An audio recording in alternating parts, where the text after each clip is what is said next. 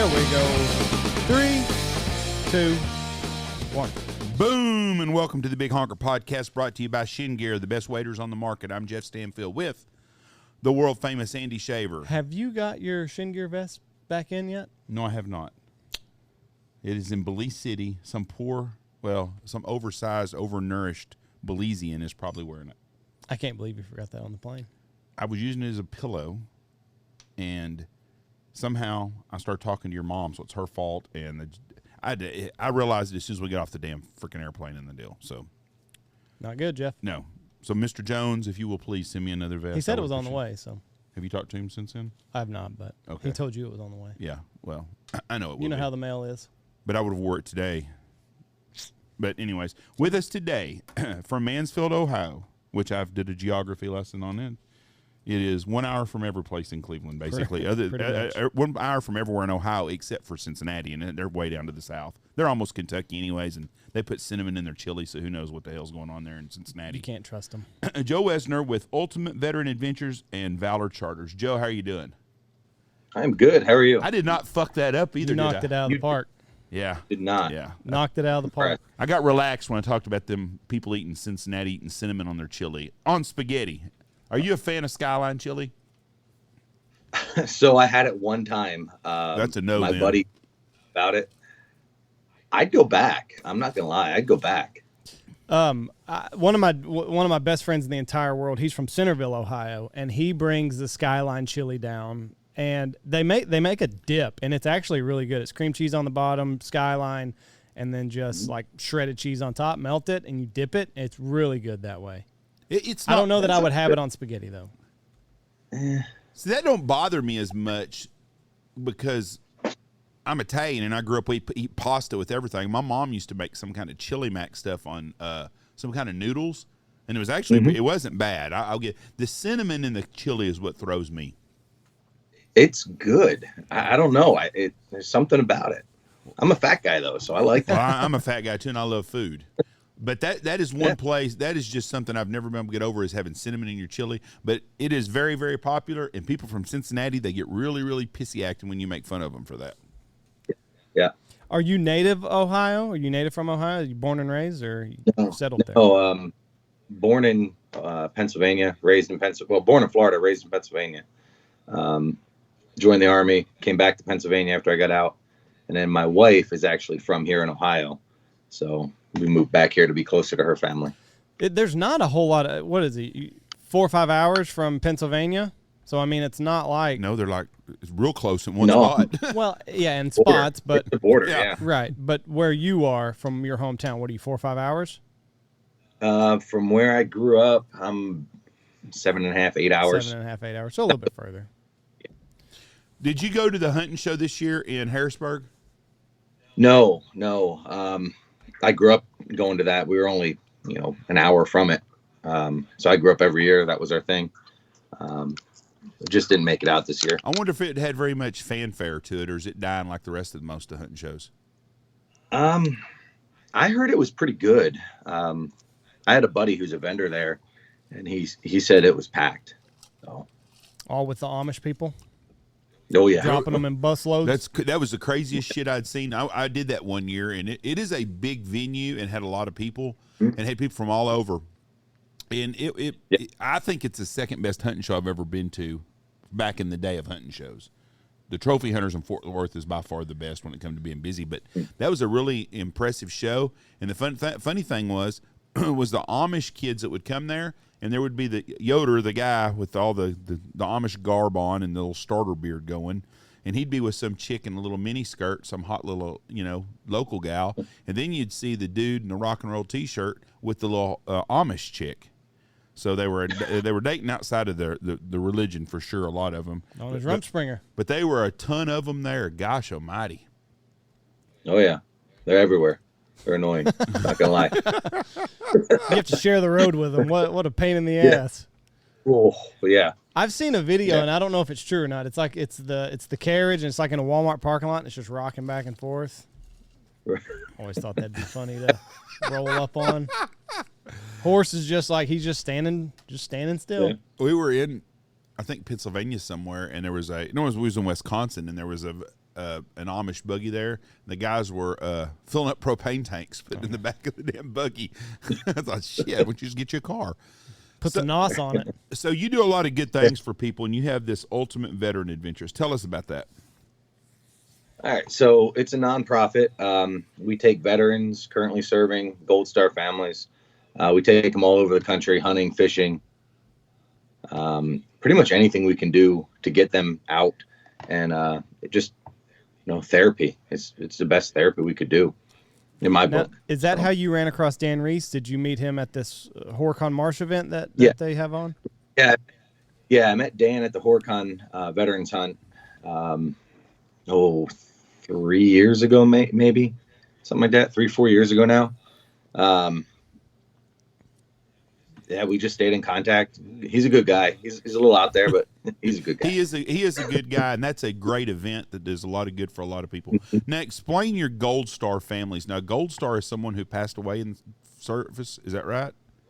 Right. Yeah. So, if you're father, if you're a kid, you have a father, you have a son, you have a daughter, mother, whatever, that was killed in combat, you're now a Gold Star family. So we try to help them out, sending them out on events as well. And how do they reach out to you, or do you see them and then kind of create a point of contact, or how would they get in contact with you to get set up? Everything we do, we post to our Facebook page, Facebook and Instagram. We have a website. We're not very good with websites. It was all I could do to get Skype here. So we're working on that end of it. But everything we do, we post to Facebook. And, it's word of mouth, basically, is how we go. If I meet a vet when I'm out somewhere, I give them a card. I let them know. We got a lot of guys that do the same thing. When we first started, it was all word of mouth. It was, I got a hunt that I wanted to go on, and I would pay for it. I'd get a sponsor for it, and I would just call vets that I knew and served with and said, hey, let's go on this hunt. We're going to pay for you. And then they went home and they told their friends that I didn't know those guys. So now it's to the point where, we're bringing vets out, and I'm asking them all the time, hey, how'd you hear about us? And it's like, well, so-and-so posted to this and then shared it to there, and then they tagged this, and then they told me, and here I am. So it's pretty cool to see how it, blew up. How many years have y'all been doing this? Going on 5 now. Yeah. So is there I hate to even say this, but is there like a vetting process that you have with some of these people? Because, let's face it, there's a lot of stolen valor and everything else going on in the world. So do you have like a vetting process that you participate in? We do. So we ask for a DD-214 showing honorable service. So your 214 is just your discharge paperwork. If you're currently in, just a copy of your orders.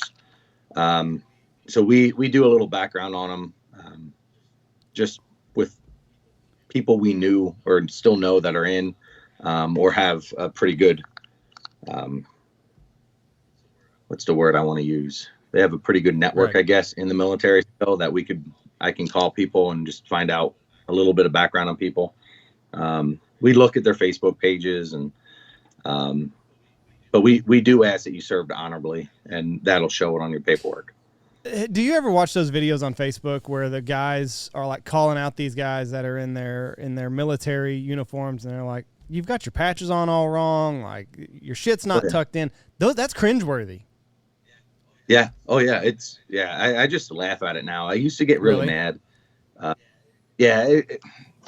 Whatever, man. Like it doesn't. As long as you're not benefiting from it, you got something wrong upstairs. That's how I look at it. Just go get help. This makes me feel guilty.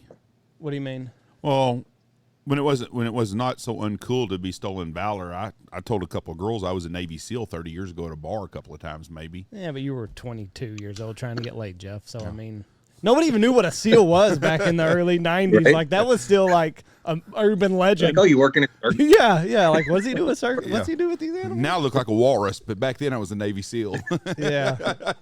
But I can't believe these people would do that. Here's this. This also sounds absolutely horrible. I'm not trying to be funny, but honestly, I get so many calls from groups that are we're doing it for wounded veterans or wounded warriors or blah blah blah, and there's 12,000 of these different things out there doing it.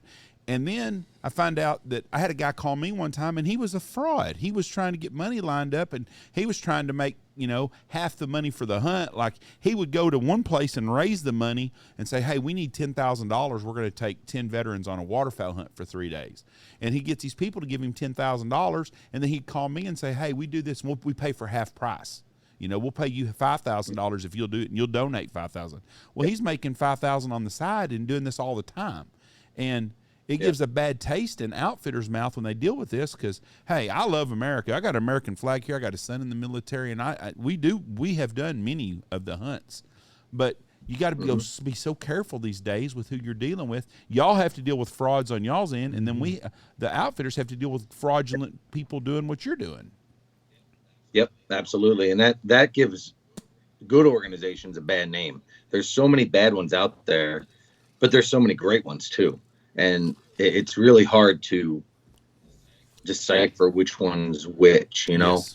So, it's hard for me to go and ask outfitters. That's why I don't do it anymore. I'm not asking people, hey, can you give us a free hunt? Can you do this? Can you do that? Because there's so many bad ones that gave us a bad name now. Not us personally, but, right. Nonprofits like what we do. I just talk to people. I let them know who I am, what we do. And if you want to do something, great. If not, hey, I appreciate it. I don't ask for it free. I don't, if people want to do it, they come to us and say, hey, we've been watching you. We want to do something with you.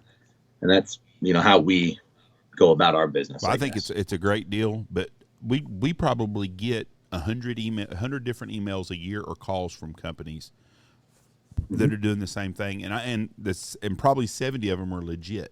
But those 30 that are not really make it harder for guys like you that are doing a great thing. And Our country shits all over our veterans. We are horrible about and the guy who drives by and the pickup, the car, whatever, and he drives by a homeless vet there, and some of those guys are there by their own choice. But there's a lot of them have got a lot of problems, and we ignore that and try to pass it off. And it's a very sad deal to me. The way we do our vets in this country. I mean, we're worried about the Ukrainian people right now, but let's put some of that money into our own people here. What did we give them? $800 million? No, we're giving them like billions, $14 billion. They asked for $800 million more the other day. Right, and I think we gave it to them. Yeah, we're just Congress got a 21% raise. Yeah, because they need it. Yeah, they're staffers. They really really need that extra staffer that's going to go the extra mile and getting them that soy latte. One day, the people in this country, if they're going to save our country, are going to wake up, and we're going to go to Washington, D.C., and we're going to cleanse ourselves of all that fucking filth, scum, and swamp that we've got there. Just to change the subject and go, did you see any of the Supreme Court justice questions yesterday? Did you see them ask the lady if she could explain what a woman was, and she could not do that? Define a woman. I'm not a biologist. No, a woman has a vagina. She makes eggs. It's pretty simple. I mean, if you're not gonna go out on a limb and define what a woman is, how do we expect you to be able to interpret law? Yeah. If you can't interpret what a woman is in 2022, whatever year this is, how are you supposed to interpret law? There was a rape case that she was over. An 18-year-old male raped an 8-year-old girl, and she gave him 3 months. And this was her answer. Well, they were peers. No, an 8-year-old and an 18-year-old are not a fucking peer. Him banging a 17-year-old girl, that's a peer. A 16-year-old girl in high school, he's 18 years old. I see that. That happens a lot. But an 8-year-old girl, that is not a peer. And that in 3 months. And she can't answer for that shit either. And this is a person we want to put on the Supreme Court. Well. And the woman thing wears me out because the only reason she's up there is because she's a black woman, because Biden said that's what he was going to do. So she should be proud she has that coochie moneymaker that she was born with, or she wouldn't be where she was right now. And that just flew all over me. And then a guy tried to rape a girl in a Walmart last night, and they beat the shit out of him. Really? In a freaking Walmart. What the hell's happening to our world? Yeah, this is, I just, it makes me sick. I'm scared for my kids. I don't blame you at all. It's small towns is the last bastion of hope for kids. I really do. I'd hate to raise my kids in a big city right now. Yeah. Yep. Yep. That's why we live in the middle of the woods here, in the middle of nowhere. I just can't do. What made you start this program? So after I got hurt, I was medically retired from the Army, and my caseworker said I'd be lucky if I walked again. And I was always a hunter, fisherman, love the outdoors. And I used hunting as my motivation, I guess, to kind of get back out and do things. I've been on some really good events, and I've been on some really bad events with organizations. And I was actually on a bear hunt, and it was not a good or a good event. It was terrible. What made it terrible? And the organization just was the way it was run. I wasn't a fan. Just leaving us out there in the woods till dark, midnight, 1 o'clock in the morning, then coming and picking us up. And we have nothing. We're just sitting there. I don't know. It wasn't run well. I didn't enjoy my time there. And it was on that hunt where I thought, I'm going to make my own organization, and I'm going to learn from all the bad ones that I've been on, and I'm going to take from all the good ones that I've been on, and I'm going to make something on my own. And just kind of brainstorming some ideas and how we could make this organization what it is. And here we are. Now, was it more difficult than what you thought it was going to be, or is it just kind of one of those things where if you're a good person and you don't cut corners, you can succeed at this? It's definitely not easy. I'm not good at fundraising. I'm not good at finding sponsors. That is not my thing. I can hunt. I can fish. That's what I do. So for me, that's our hardest part. We don't have a lot of money. We're not big, but we do a lot with a little, and that's what sets us apart, I think. Yeah, I am coaching Little League Baseball this year, and thank goodness that I've got Moneybags Jeff Stanfield over here, and my wife that has her own business, because I was able to go to them and be like, "Hey, we need jerseys," but that's not quite how you pitched it to me. Jeff, we need jerseys. Business opportunity for Jeff Stanfield. Yeah. Yeah.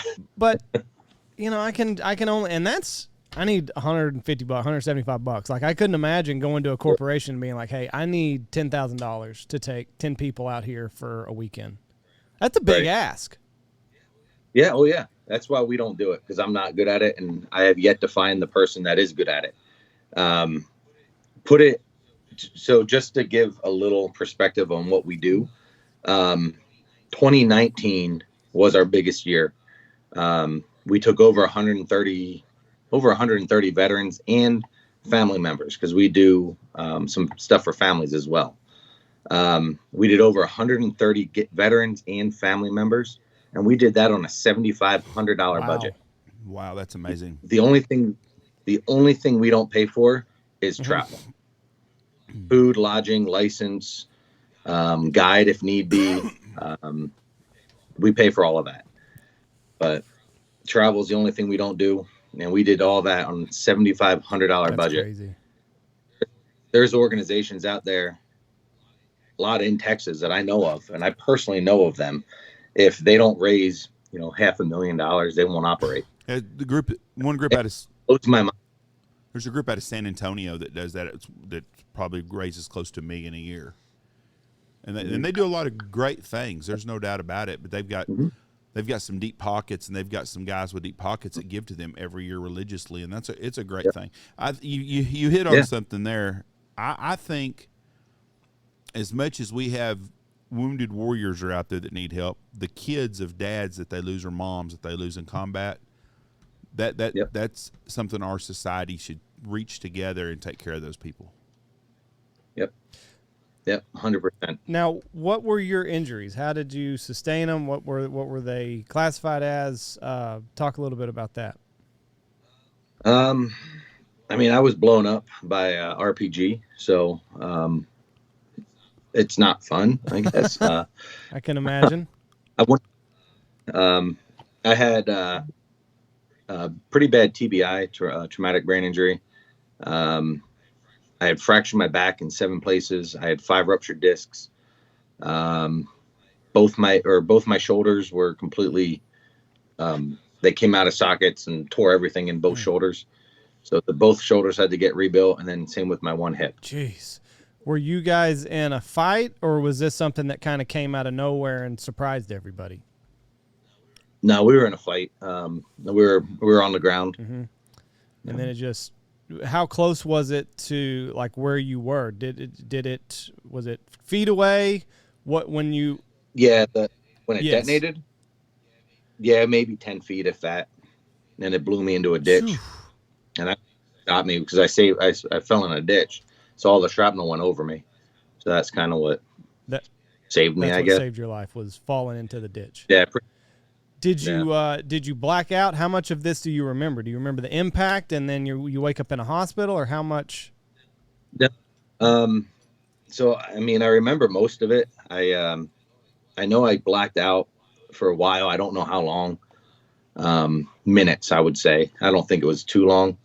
But I remember coming to in the ditch and looking up and seeing tracer rounds going back and forth over my head. I'm like, well, I'm still here. But what's a tracer? What's that mean? Yeah. It's on the like. The, it looks like lights on the bullets. Yeah, they're the tip of the bullet. They'll have tracers on them, so you can see where you're. Like we do, every third bullet has a tracer on it, so you know where. Okay. Tracer rounds. I thought you said tracer rounds, like they were. Like they scrambled helicopters and were looking for you or something. Mm-hmm. I understand that. Oh, okay. No. Yeah, I've got you now. So how long was your recovery? Almost 2.5, 3 years. I'm still not right, I guess. I walk with a pretty good limp. I'm still going back for more surgeries. I actually just got off the phone the couple days ago with the VA. They want to schedule me for another back surgery. So I don't know. How has the VA been for you? Because I've heard from so many people that it's a nightmare dealing with them. In your personal experience, how has it been? So when I was in PA, they were great. I had no issues with them. Everyone saying how bad they were, I was like, I'm good. I mean, they give me what I want when I need it. They're good. I moved out here, and the first 6 months it was good, and then all of a sudden they just didn't care. I have a new doctor every year. They just go through them. As soon as you get a good doctor that cares and puts in and advocates for you, they get rid of them. Right. And then you get a new. So it's constantly square one every time you go to the doctor. And it just, I don't know. I'm not a fan. I don't like them. I get angry when I'm pulled into the parking lot to go in. I don't like it. Everyone that I've known that deals with that says about the same thing. I think when Trump was in office, he tried to fix a lot of those problems. But I think a lot of their problems I don't think it's that the doctors don't care. I think that a lot of the doctors they have there, they can't compete with the money scale of the guys in the private practice. So the people do their time, get out of the VA, and then they move on to the private sector. And, but and a lot of those people couldn't afford to go to medical school if they didn't be in the military. Not all of them, but a lot of them can't. And that's their way of getting through medical school without having a lot of debt. So is that what they do? They enlist in the military, and then they... Well, just like the little girl that was with us in Mexico, that's a dentist in the Army. She's going to the Army. They take care of all of her medical school. They pay it all off, and then she has to serve there like 6 years as a dentist. Now, she's a dentist. That's different. But you're dealing with a surgeon. How hard is it for you to be able to go to outside doctors? Do they frown on that, or do they help you do that? No. So that's all I do. I won't go to the VA. I call them. I have not. All my doctor appointments are online. I don't want to go in. Then they want me to drive up to Cleveland for their specialist. I said, no, give me someone local. That's all I've been doing now is local. That makes things a lot better for you then. Yeah. Now it's a pain trying to get them to coordinate everything because the one girl doesn't want to do her job. Mm-hmm. And you can tell she's very lazy on the phone when I call her. And yeah, I don't know. How many years were you enlisted? Just over 13 total. Oh, wow. And so if I'm asking something out of bounds, I don't mean to be. You have a Purple Heart, then, right? Now, Yes. How does that go? Do you go to an actual? Does a congressman or someone come to you and give this to you, or do they just send it to you in the mail? How does that work? So I have three. I actually have three. One was presented to me in the hospital.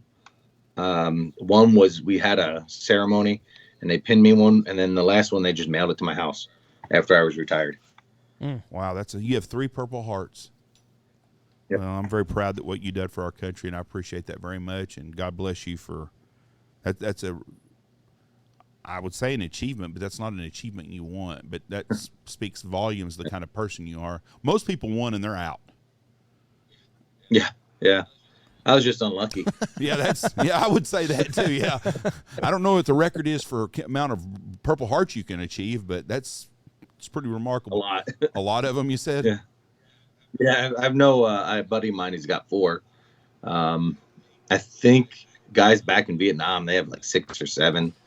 I mean, it's what? Yeah. What exactly did you do in the Army? Can you talk about that? I was an infantryman. So you're right in the middle of all that shit. Oh yeah, yep. Was you in Fallujah and all that? Yeah. So we did. I did the invasion in 2003. Then we were in Ramadi, Fallujah, all the good spots. Then Afghanistan at the end. I watched a documentary on, and I can't remember the name of the town, but it was in Iraq. But it showed they had an actual crew with a group of you guys going on patrols and doing stuff. And I knew it was shitty, but I didn't realize how bad you lived in a vacuum where everybody around you is trying to kill you all the time. And just, I don't know how the hell you guys even slept over there. And why the hell we're there. We should have got shit and got out of there a long, long time ago. It's horrible to what we put you guys through for absolutely nothing. You know, for some oil is what it's about. I'm sorry. That's the way I feel about it. It's all about oil. I think if there wouldn't have been oil there, we would have never been over there. Yeah.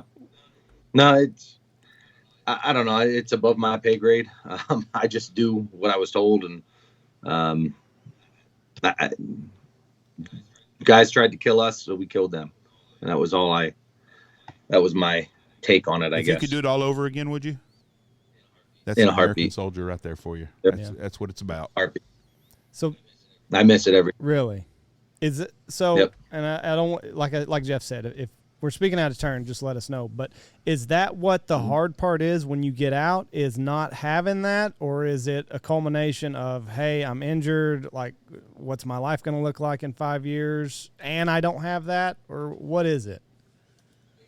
It's a lot of stuff. It's a combination, I would say. But I know when you're in the military, for me, it was the Army. When you're in that setting, you have a schedule, you have a structure. This is what I'm wearing. This is what time I have to be there. This is what we got to do. This is when we're done. I mean, that is your life. And then you get out and they say, all right, here you go. You're out. Yeah. You're done. Go get a job somewhere. You can't just turn that off. You know, that military side of you just can't turn it off. And to me, that's what the hard part is, because I can't talk to a civilian the way I talk to one of my soldiers. You know, it doesn't work. You get fired for that, and you know, right away.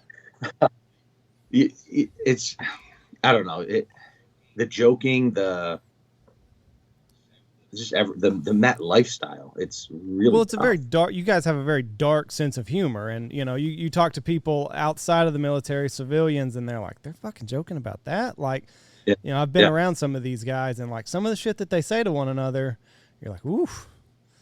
Like I'd be afraid he'd rip my fucking head off, but they just laugh it off, and they, you know, they just wait for their opportunity to get this guy back. And it's once you're in that community, you're in that community for life. And that's what's so great about it. And you guys truly do look after your own.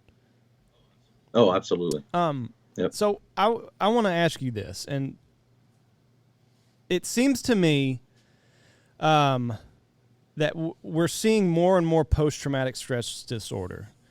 Whereas, did the guys coming back from World War II, did they just not talk about it? Did they not have the venue, the outlet that you guys do? Or was it just a different time and they were able to, I don't know what to, things were not great after World War II in America, so they kind of had to pick up the mantle and, create a life for their family after the war. Why are we seeing a rise, in my eyes, in PTSD with this war? I think you hit it. Well, one, it's a whole different war, a whole different, aspect of that war. My grandfather was a World War II vet, and they dealt with their own PTSD issues, but they knew the enemy. They knew who they were in a uniform, and they fought head to head. Our war, it could be a kid on the side of the road. It could be a woman walking with a basket. It could be a dead animal on the side of the road, piece of trash. That's what we don't know who our enemy is over there. That's the problem. That's where it's different in my eyes. The World War II vets, they were just a whole different breed. Right. I mean, they were men. This generation, it's soft. I mean, that's the issue, I think. This generation is just terrible. I think they're raised bad. I think you hit the perfect though when you said it is a different time and we had a different enemy. Then we were all united to kill the Germans or the Japanese. I mean, for if you're German or Japanese, I'm sorry, but y'all were our enemy, and and the whole world was behind us. But we as a country were behind each other, and anywhere you went in the country, then everybody respected and everybody was worried about what was going on, and everyone was affected by someone that was in the military. Everybody was drafted into it. You either went to college, you were hurt, but you either were working or you were building an airplane or doing something to help the cause. Everybody was on the same page. Nowadays, everybody wanted to pretend like it's not going on here and live your life as it is, and then check the news at night for a little bit and see what's going on, and that was it. And when you come back home, people over here did not realize what you were going through. Well, every family in America was dealing with that during World War II. And I think then you were shunned on by society if you didn't just pick up your bootstraps and go back to work. I had both of my grandpas were at World War II, and I don't know that either one of them had any sort of demons that they brought home with them that I know of. Now, I'm sure that they were both though on ships. They were there for Pearl It wasn't Harbor. hand to hand. Well, yeah, but they weren't doing a lot of hand to hand combat like guys that were like your mom's grandpa Bob. He was at Battle of the Bulge and he was at Normandy, so he did a lot of one-on-one. Well, he saw a lot of death that my grandpa's neither one saw. So, but she told me that he always did have a lot of issues. But he never showed it. No, but he until he had dementia, Alzheimer's, and that's when he started manifesting fits and episodes, and he would fight my great grandmother at night, and so that's when his demons came out. He didn't have control over his mind. He come back home, went to work, raised his family, and did just like everybody else in America did, and he probably had some issues because he saw a lot of horrible shit, but society was different then, and sadly. There are a ton of people with PTSD that go on to work that don't say nothing, that have inner battles their whole life. And then, sadly, there's a ton of people that don't have issues that are trying to get a check every month. And yes, we've dealt with that shit because we almost had one of those in our family one time, and he was that way. Always looking to get a handout all the time, and that was an excuse for everything in life. And that's a horrible thing to say, but there is a lot of people like that out there. But nobody wants to say nothing because nobody wants to be the asshole that says that. Yep. Well, and I mean, you don't want to be the person that turned your cheek on this person and he really was going through something. So, I mean, there's a fine line to walk. I don't know.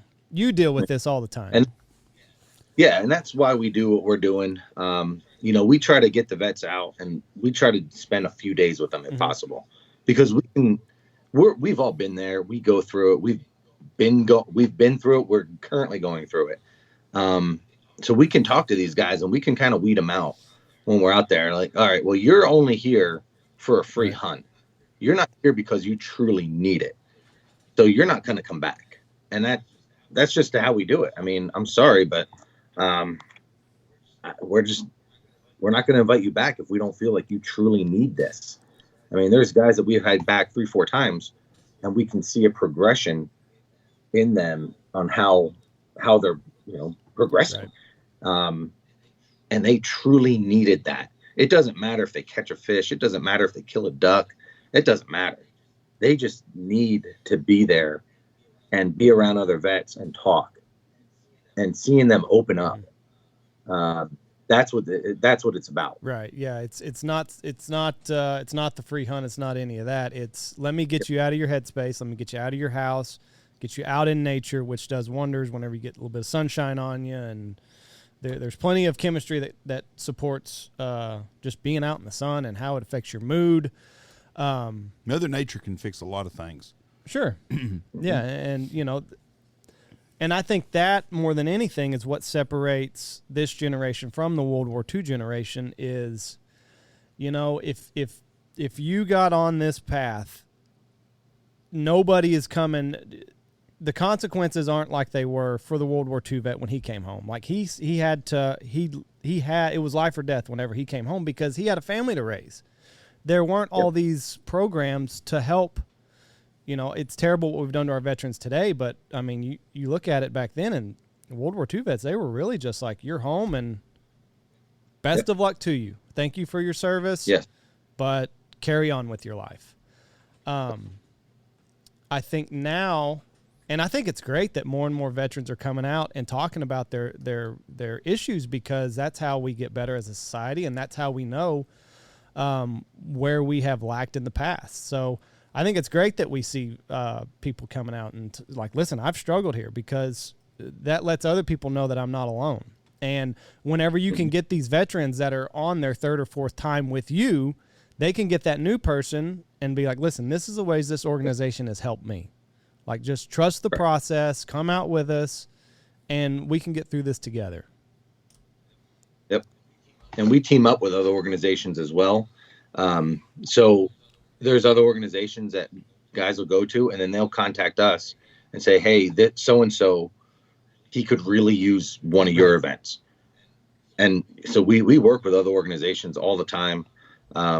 We team up, we pull resources, we do what we have to do to help. Because in my eyes, we're in it for one reason, and that is to help veterans.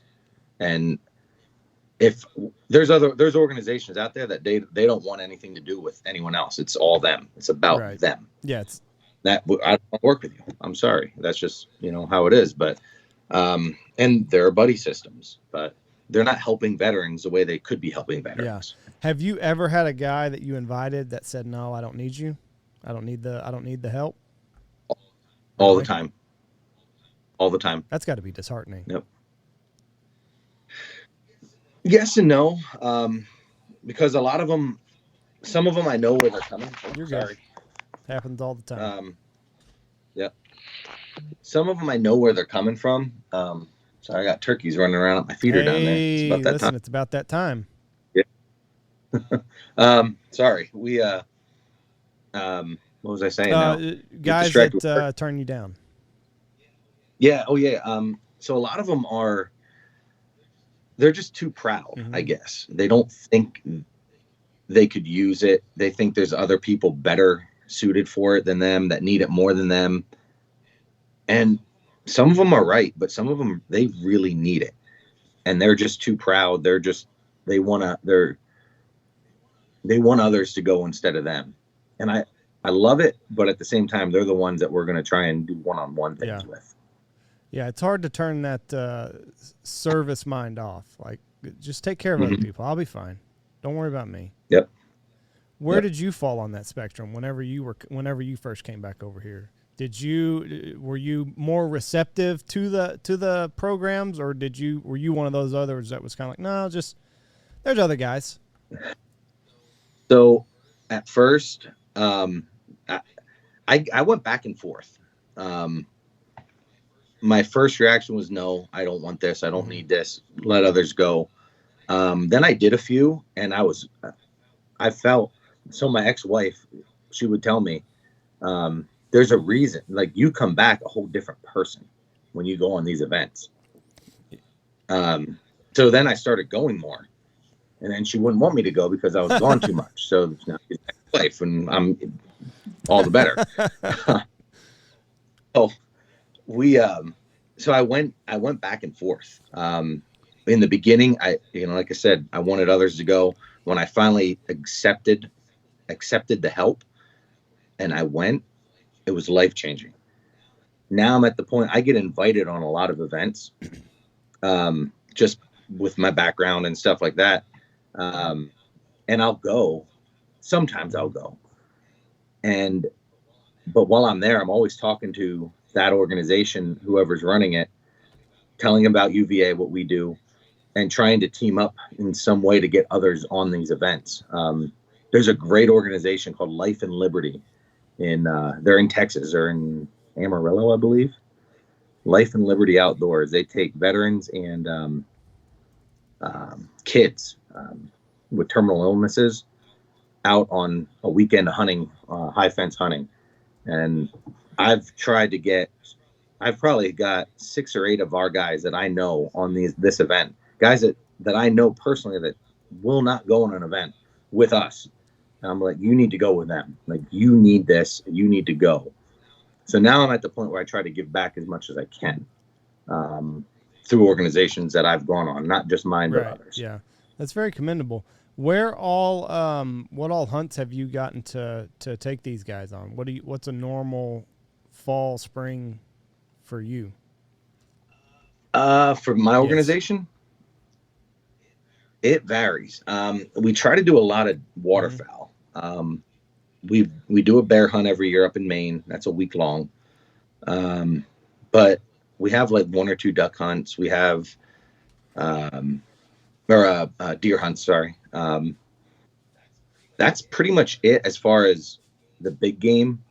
I personally try to concentrate on waterfowl, because for me, it's a way to sit there and talk. Like we can go out, we can sit in a blind for 3 days together, and we can BS, and we can talk about stuff. We can joke around. You can kill birds, but you're there to talk. You go on a deer hunt, you're going to sit in your stand for 6-8 hours, and you're not going to be talking to anybody. Bird hunting is so much more social. Yes, that's the word I want. Social. It is. It's such a. We've been in the business a long time, and we do all kinds of hunts, but the most social hunting is waterfowl hunting. Dove hunting's our biggest deal. If you want to come out with a bunch of guys and you want to visit and bullshit and stuff, dove hunting is really a very good tool to use that for, especially with friends or clients. But waterfowl hunting is more. It's not one-on-one. Deer hunting, you're not going to. Deer hunting, you're correct, 100% on exactly what you said. You can get a lot more out of visiting during a waterfowl hunt than you can on a deer hunt. Plus, you can have more guys doing it together, anyways. Right. Yes, 100%, and it's more therapeutic in our eyes. So we try to concentrate on as many waterfowl and fishing trips as well. That's what we try to do, because you can. You're there, you're talking, you're hanging out, you're having a good time with everybody, you're getting to know everyone. So if we get a big game hunt donated to us, we're going to do it. We're not going to turn something down, but as far as planned hunts, we don't have a lot planned. Well, we do. I have a list over here. I'm sorry. We have a PA turkey hunt that we're doing. We have 2 turkey hunts we're going to be doing. We have a fishing trip up in Lake Ontario in New York. The bear hunt. We have a bunch of Lake Erie fishing trips that we're going to be doing. But we get the big game stuff will just come to us, here and there. We have a deer hunt in Arkansas we're going to be sending a vet to. But that's all we have planned for big game. Yeah, big game is beyond me. You can get so much more camaraderie just in a duck blind or even dove hunts. I don't know if you do any dove hunts, but I mean, it's just a beer drinking session basically with firearms. Yeah. Right. Yeah. sounds terrible. That's actually I mean, pretty close. Except, listen, especially like out here in Texas, it's the first thing to open. People are excited to be outside, so people will have a Bloody Mary and a beer and shoot a couple dove. So you said you had turkey outside your window. Do you have like a little plot of land right there at your homestead where you can turkey hunt at? Yeah, so we have 7.5 acres of land, all woods that we bought, and we have a house at the back end of it. So we have deer, turkey. Well, that's about it. Deer and turkey. Now, running through the woods. You can't hunt over bait for turkeys there, can you? Not for turkeys. Not for turkeys. No. That does not make any That's weird. sense to me either. It's the dumbest thing ever. I mean, how many turkeys are you going to kill at your place? 1 or 2, maybe? Whatever the legal limit is. One turkey. How many turkeys are you going to feed all year long if you're running a feeder out there for them? 15. Yeah, exactly. So what's benefiting more? You killing 1 turkey and it dying, or getting 15 turkeys that are fed all year long? It does. Biologists wear me out. Yeah, I mean, as long as you don't get caught, I guess, right? Yeah, because my friend that's in Ohio, he's got a little deer lease and he's got some feeders on it, and he has turkeys all the time. And then when he pulls the feeders, the turkeys quit coming, so he doesn't ever get to shoot a turkey. He's like, they just go to some other property that doesn't hunt turkey but feeds year round. And he's like, I don't ever get to shoot a fucking turkey. Well, it's kind of like Texas is on dove hunting. You can shred stuff to dove hunt on it, and it's okay. Right. But you can't shred stuff to shoot ducks or geese on. What's a migratory bird? What's the damn difference? I mean, I don't. Are we there to help the birds and stuff? Hunters are the best conservationists there is anyways. You can say what you want to. I don't see a bunch of bunny huggers out there going and doing things to help with animals. Ducks Unlimited was started by duck hunters. Rocky Mountain Elk Foundation, elk hunters. The sheep organization, sheep hunters. It's all the same. You know? Yep. People out there watching cardinals and shit with damn binoculars, they're not out saving shit. They're just trying to impress their other weird friends that look at birds. Right. So how many years into the future, like, do you have this fall schedule pretty well set up? No. Dave is what we have right now. We kind of fly by the seat of our pants, honestly. People will, I'll be sending emails out the outfitters and just trying to get the word out who we are. Like, again, like I said earlier, I don't go and ask for free hunts because that's what I'm not good at that. And I understand that's their business. That's their livelihood. And I just feel bad asking them to give me something for free.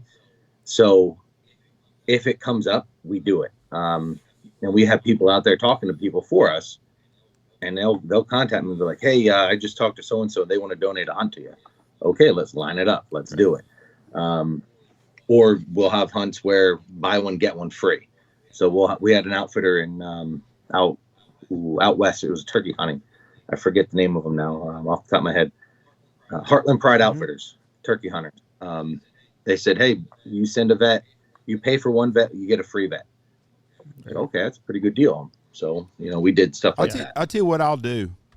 If you'll bring some kids up here who's lost their dads and some veterans, September 30th, October 1st, and October 2nd, I'll do a dove hunt for you guys. 8 people. Come in on Friday, have dinner that night, or hunt that afternoon, dinner that night, 3 meals on Saturday, breakfast Sunday morning, hunt Sunday morning, dove hunt. And I'll do that. And I think September 30th, October 1st, and October 2nd, I can do that for 8 people.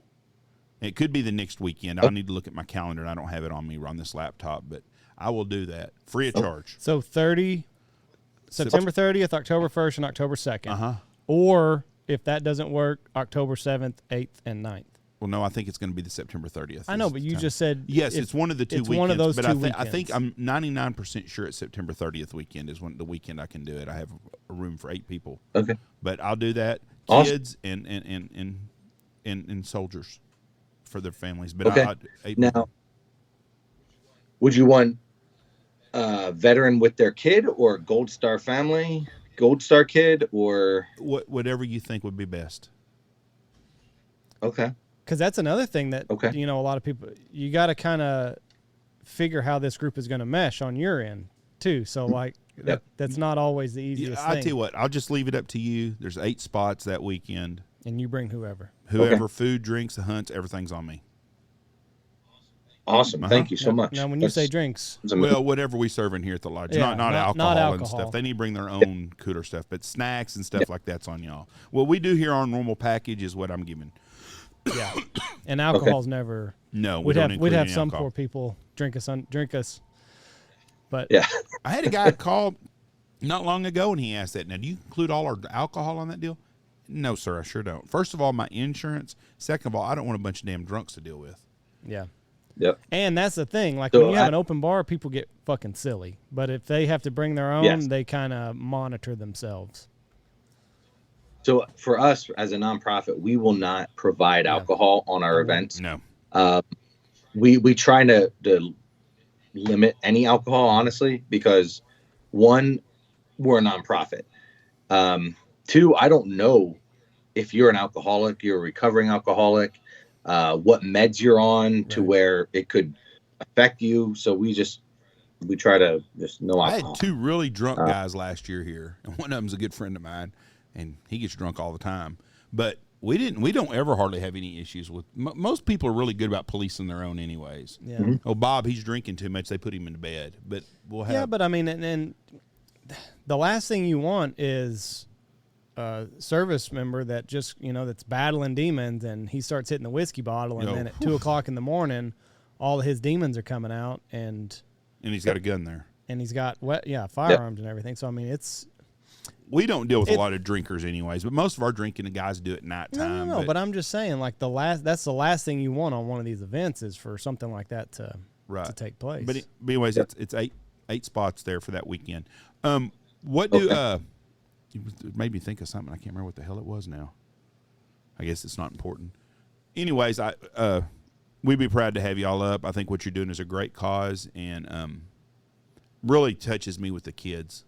I can't imagine a kid losing his parent and then having to come home and just there's a picture of dad on the shelf there in his service uniform, and nobody ever steps up. It's just so different than it was years ago. If there was a kid in town 40 years ago or 50 years ago and lost his dad in the service, people in town are going to step up and, you know, try to help and stuff. People today get caught in their own world. They don't think about things like that.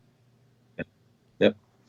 So something, I know you had Buddha a couple times. He and I are pretty good friends. We had talked about, we were in Washington last year on a Harlequin hunt. I'm supposed to do it for Harlequin. Did that for Dan Reese. He's donating money, just FYI. Anyway, he and I were talking about doing a hunt where you get a Gold Star kid coming out and having one of the guys that were in their parents' unit that they served with their parent with them on the hunt. Wow. So we've been kicking that around, and this could be where we do it. Would you be opposed to him coming along and filming? No, not at all. That would be no problem at all.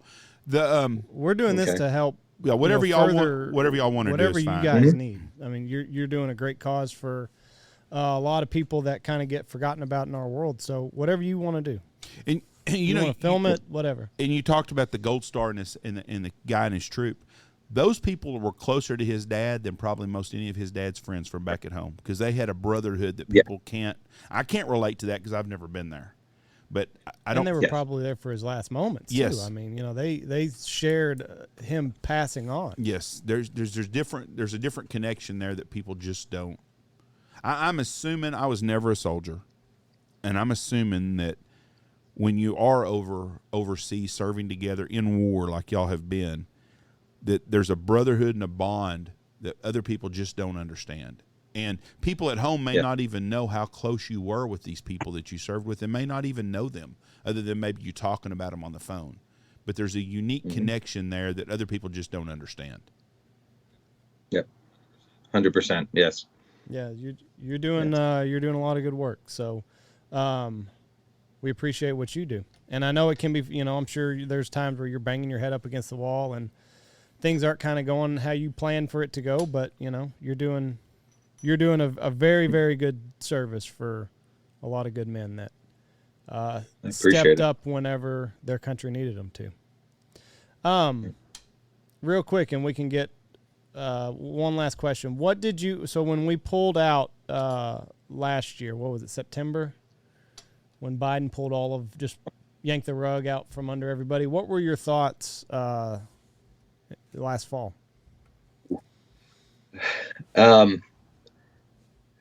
That's tough. It was sickening.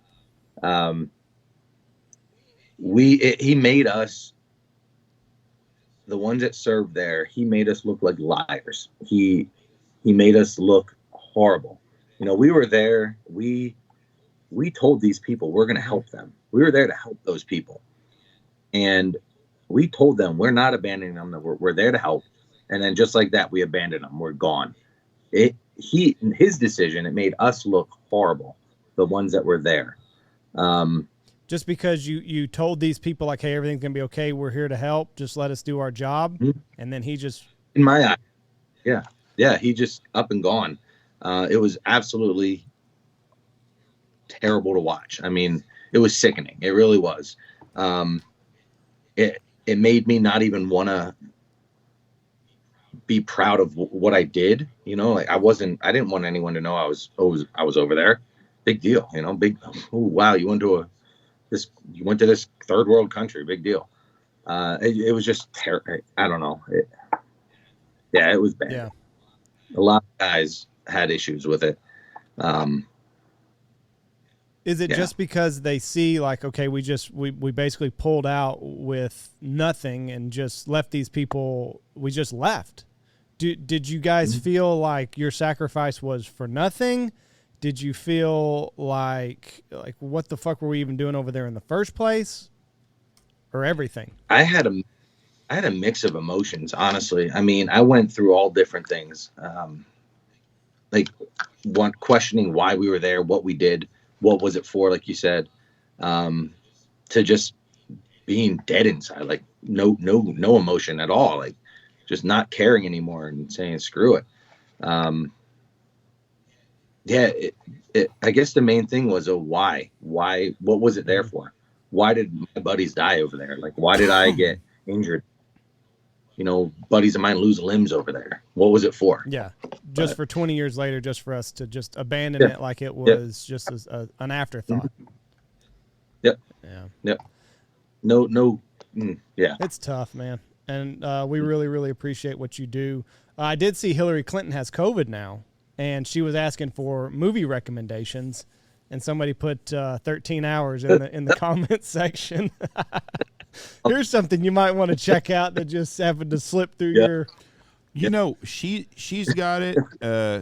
Peppermint has it. Peppermint Patty's got second time or third time? Yeah. Triple jab. And somebody else there's 4 Democrats that have it, big ranking Democrats, and they all had the same deal. Thank God we got the vaccine or we wouldn't be sick. Thank God. I wouldn't have Motherfucker, ain't a some bitch out there that's got polio vaccine that got polio that's like, well, I thank God I got the vaccine. I've been saying that from day one. I personally won't do it. I don't care if you want to do it or not. That's on you. Don't force people to do something that's not going to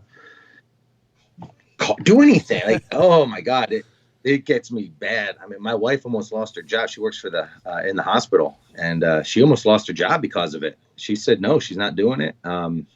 She filed a religious exemption, which they approved for the flu shot, but they said no for the COVID shot. What is the difference between a religious exemption for flu or it should be a religious exemption for everything. If you get a religious exemption, it should be for everything. Exactly. Yeah, it's if you go to work and your work prays every day, but you're an atheist, you don't have to pray. That's just how religious. You don't have to do it. So what's the difference between that and a shot? Politicians all own stock in Moderna and Pfizer is what it's about. It's all about the money. 100%. Oh, I get over this one. We had a friend that he lost his job. He said, I'm not taking that shot. fire me if you have. Yep. He also filed the religious exemption and was turned down.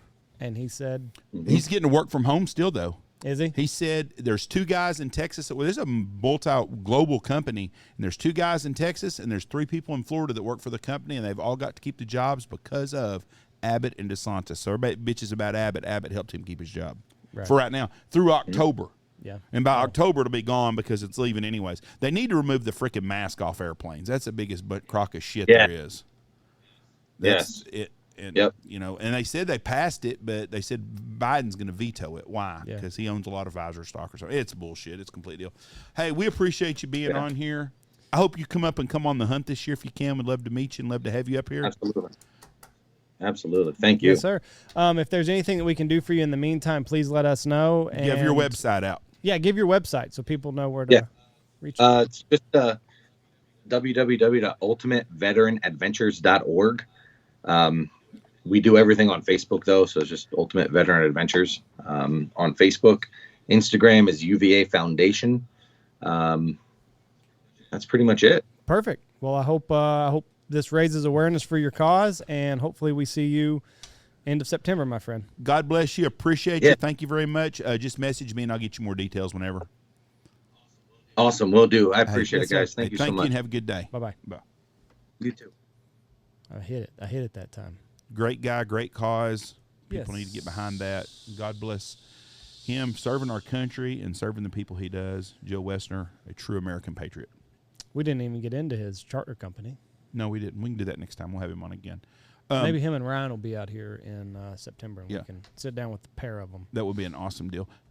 Just a couple of weeks ago, you called me out. I think it was the last podcast when I said I thought the Broncos had a chance of winning the AFC West, and you was like, whatever. Remember with that? Russell Wilson, I believe so. Oh, well, you scoffed at me the other day, but Tyreek Hill is being traded.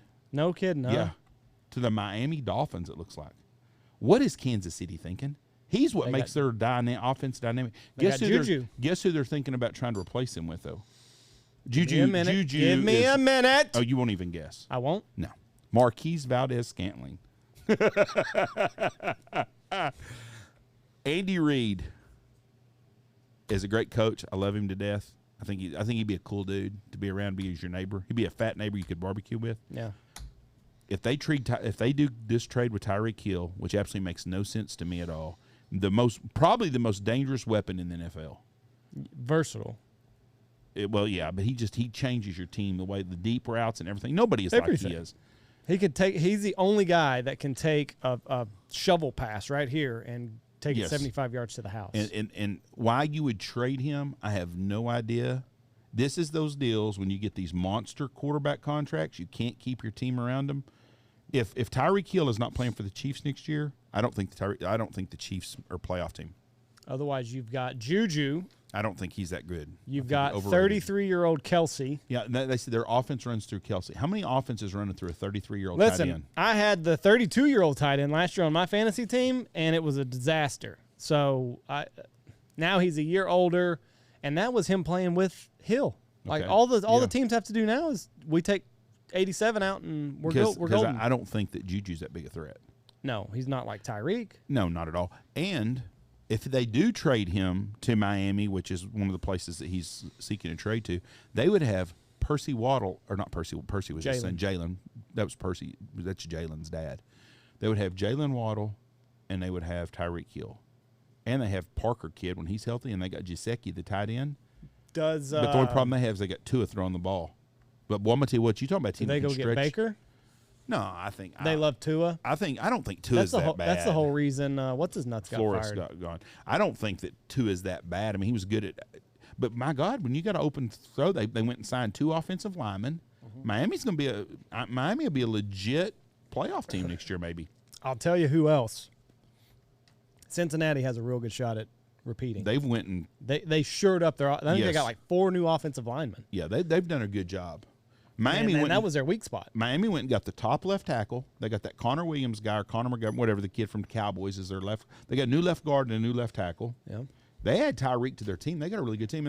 And they got Chase Edmonds as their tailback, which tailbacks are a dime a dozen anyways. But he's a very good ball player. You're still not going to beat the Bills.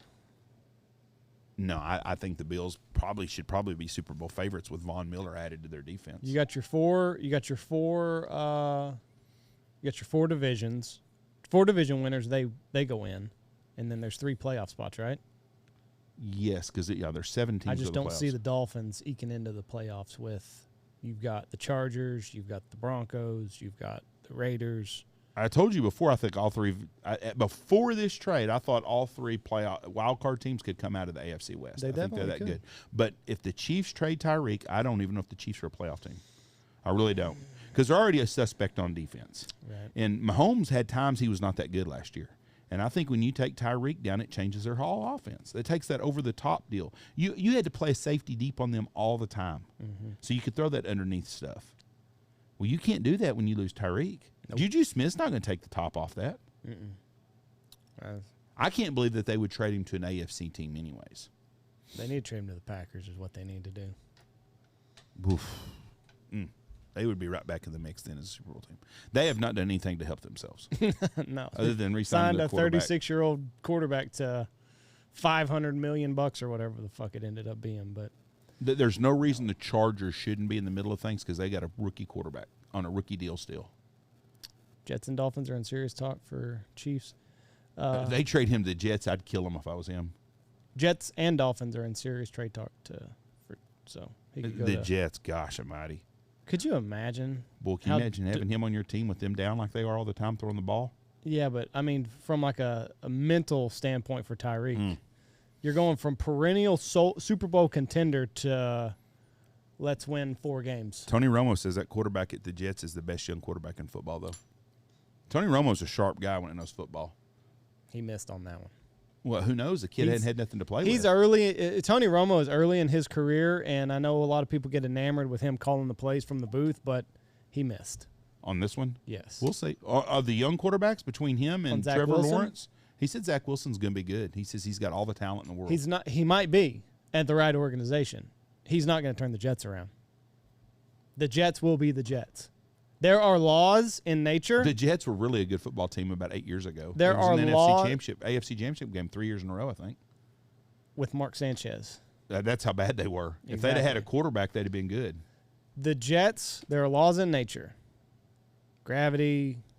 And the Jets just not being good, the or Jets one of are them. the Jets. It's just a law. They got cool-ass unis, though. I guess. I think they got one of the best-looking uniforms in football. Little green and white, I think they're badass. No. Yeah, they are. I mean, I'd rather be the Giants than the Jets, but I think they got cool deals. All right, anyways, great podcast today. We got the Pacific guys boys on next. All right. Thank y'all for calling. Thank y'all for listening. We appreciate you. We'll have the YouTube stuff up with Clay Reed. It's coming. We changed to Starlink. Great internet, but it's a different system than what we have now, and we had to order some more cable to. Well, their new modem doesn't come with a fucking Ethernet port. Right. And this shit over here runs on an Ethernet port. So we had to for it to communicate and record. So we'll have one in a couple weeks when they get it to us. But I'm gonna tell you what, everything about Elon Musk stuff has been simple and good. Except for its customer service. Wow, their customer service hasn't been bad. Could you call somebody right now and get an answer? You probably could, and they'd say, well, you already ordered one, Mr. Stanfield. It'll be there in 2 weeks. Thank y'all for listening to us. God bless y'all. Have a great week. Check out our great sponsors. Check out Shin Gear Waders. They've got some cool new products coming out that you're not going to want to miss. Dirty Duck Coffee, Lucky Duck, Looking Glass Duck Club Podcast, Alpha Outdoor Specialties, Dive Bomb Industries, Boss Shot Shells, Pacific Calls, Gundog Outdoors, Steak Plains Meats, Bangtail Whiskey, and Stanfield Hunting Outfitters.